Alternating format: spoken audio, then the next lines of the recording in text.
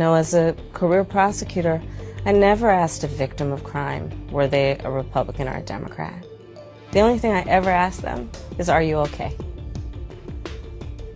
And I think that's the approach that most Americans want, regardless of who they voted for in the last election, in terms of turning the page and charting the way forward. I'm Vince for RTM News. Be sure to hit that like button and subscribe if you are new, folks. So, the script is seemingly wearing off for Kamala Harris. As we all know, she spent the past 2 months essentially hiding in the basement, preparing, rehearsing those lines for the presidential debate. And now that she is once again out in the wild, off script, having not rehearsed the thing she's going to say for several months, you're starting to see those results. It's almost like she is losing IQ points or something. Take a listen to her yesterday on the campaign trail. How are you feeling about Pennsylvania?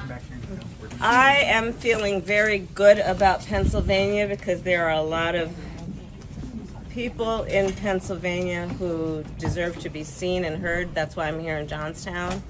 And I will be continuing to travel around the state. What does that even mean? I mean, that is the kind of answer you give. You know, when you have to give a book report when you were in school in front of the class and you don't know anything about the book, that's the type of answer you give, right? It's like, what was Catcher in the Rye about? Well, you see, there was this catcher and he was in the rye. I mean, it really was that bad. It's unbelievable what... And by the way, let me just point this out. The one criticism from the debate of her was what?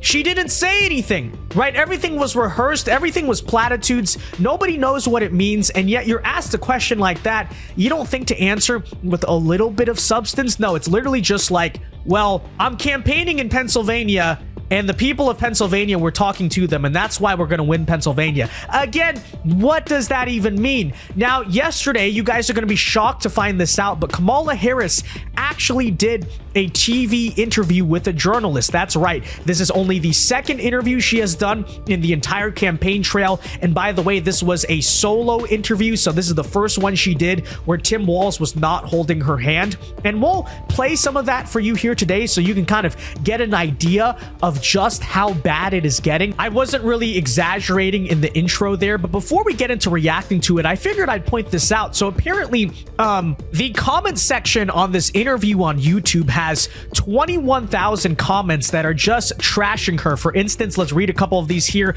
Am I wrong, or did she just give the same exact answers as she did at the debate? Did she just repeat the whole debate? LMAO. She grew up where people were proud of their lawn. She's back to the same old Kamala. As just a couple of examples there. Here's a couple more. This woman has a master of talking and saying nothing. After this interview, I do believe that ABC gave her the questions in advance. Well, you know, maybe something to look into there, right? Incredible. She would not make it past the first round of interviews in corporate America for a middle management position, a barren wasteland. And folks, that is brutal. If ABC could turn off the comments without losing any more credibility, they would. There's just a couple of examples. And if you don't believe me, if you don't believe what the comment section is saying, take a listen to how Kamala Harris was answering these questions in the interview here with the local TV news station. And of course, keep in mind the context. This is after she is being heavily criticized for not saying anything, right? For just spitting out platitudes. So with that in mind, that's how she handled the interview. Take a look. Could decide the outcome of this presidential election. You hear it more than I do. People want to know more about you and about your specific plans. At the debate the other night, you talked about creating an opportunity economy. I wonder if we can drill down on that a little bit. When we talk about bringing down prices and making life more affordable for people, what are one or two specific things you have in mind for that? Well, I'll start with this. I grew up a middle-class kid. My mother raised my sister and me. She worked very hard. She was able to finally save up enough money to buy our first house when I was a teenager. I grew up in a community of hardworking people, you know, construction workers and nurses and teachers. And I try to explain to some people who may not have had the same experience, you know, but a lot of people will relate to this. You know, I grew up in a neighborhood of folks who were very proud of their lawn, you know, and I was raised to believe and to know that all people deserve dignity. Okay, just to refresh here, the reporter was asking her specifically, we don't know anything about you, implying basically you don't say anything of substance. So what exactly is like your plan? Again, with the context that she has been heavily criticized for not saying anything, this is the response you give? What is your economic plan? Well, first of all, I grew up as a middle-class kid, and haha guys, fellow human beings, quote unquote, you know, we were proud of our lawn growing up. Folks, you can't make this up. I mean, this is just unbelievable. And again, like, this is exactly what happens when Kamala Harris does not have a script to rehearse. These are the answers you get, but spoiler, it actually does get worse than this. And that we as Americans have a beautiful character. You know, we have ambitions and aspirations and dreams, but not everyone necessarily has access to the resources that can help them fuel those dreams and ambitions. Okay. So when I talk about building an opportunity economy, it is very much with the mind of investing in the ambitions and aspirations and the incredible work ethic of the American people, and creating opportunity for people, for example, to start a small business. My mother, you know, worked long hours, and our neighbor helped raise us. We used to call her, I still call her, our second mother. She was a small business owner. I love our small business owners. I learned who they are. Guys, she lived next to a small business owner. Aren't we impressed? From my childhood. And she was a community leader. She hired locally. She mentored. Our small businesses are so much a part of the fabric of our communities, not to mention, really, I think, the backbone of America's economy. So my opportunity economy plan includes giving startups a $50,000 tax deduction to start their small... Okay, so it is 2 minutes, 24 seconds into the interview, and finally, she kind of answered the question. She finally said something that she wanted to do. You can't make this up. What is your economic plan after you've been criticized for giving platitudes? Well, listen, I'm actually going to give you more platitudes. Okay, here are even more life stories about her that have no relation to policy. Folks, it really does get worse than there, believe it or not. Take a look. On the appeal of the man you were running against, as you drove here today, you likely saw a lot of Trump signs. He has an historic appeal in this country. And as you are someone running against him and trying to understand that, I wonder how you distill it. What do you understand his appeal to be? And how do you speak to his voters, or maybe people who just share his values but are open to something else? I, based on experience and a lived experience, no. In my heart, I know, in my soul, I know that the vast majority of us as Americans have so much more in common than what separates us. And I also believe that I am accurate in knowing that most Americans want a leader who brings us together as Americans, and not someone who professes to be a leader who is trying to have us point our fingers at each other.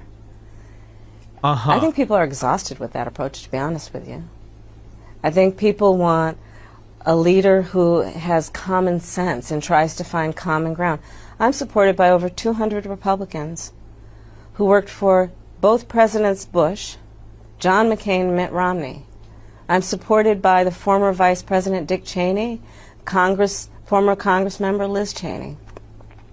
Okay. And I think people are more willing now, in light of the hate and division that we see coming out of Donald Trump, to say, hey, let's put country first. And I think that just makes us stronger and more healthy as a country, to say, look, we can all debate our differences around, you know, various policies, but let's stop with the division. Like, enough of that. Let's bring everybody together. I think that we can come over our differences, and I think that we can start to debate civilly. Again, what is she even talking about in this interview? Nobody really knows, but I think the funniest one is her response here to this last question.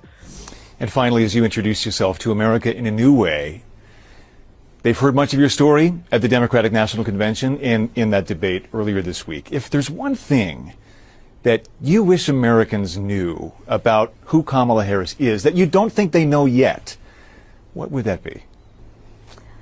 I don't know. I mean, probably it's not very different from anybody watching right now. I love my family. One of my favorite things that I lately have not been able to do is Sunday family dinner. I love to cook. I have incredible friends. My best friend from kindergarten is still my best friend. Wow! Round of applause. By the way, I think the question itself is funny. He asked, like, so what do you want Americans to know about you that they don't already know? The thing is, Americans don't know anything about Kamala Harris, so it's kind of a silly question, but okay, guys. She's still best friends with her best friend from kindergarten. Wow. I think that, I mean, I have a career that really, and I said it the other day, you know, as a career prosecutor, I never asked a victim of crime, were they a Republican or a Democrat.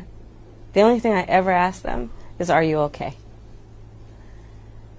And I think that's the approach that most Americans want, regardless of who they voted for in the last election, in terms of turning the page and charting a new way forward.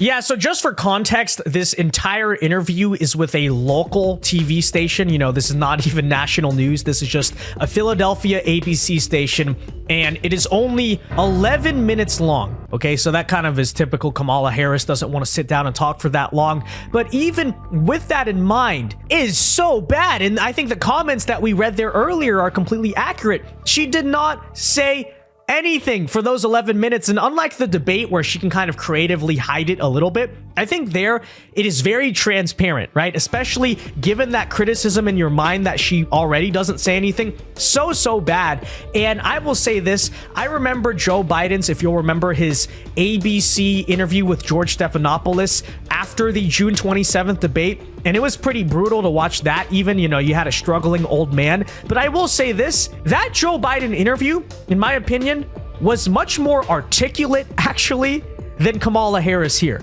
Just absolutely brutal. And like I said, to close here, let's just remind ourselves, this is exactly who Kamala Harris is when she does not have a teleprompter to read off of or a rehearsed script in her head for the debate. It's just empty. You know, there's nothing going on up there. So that said, let me know your thoughts on this in the comment section down below. But until next time, I have been Vince with RTM News. Peace.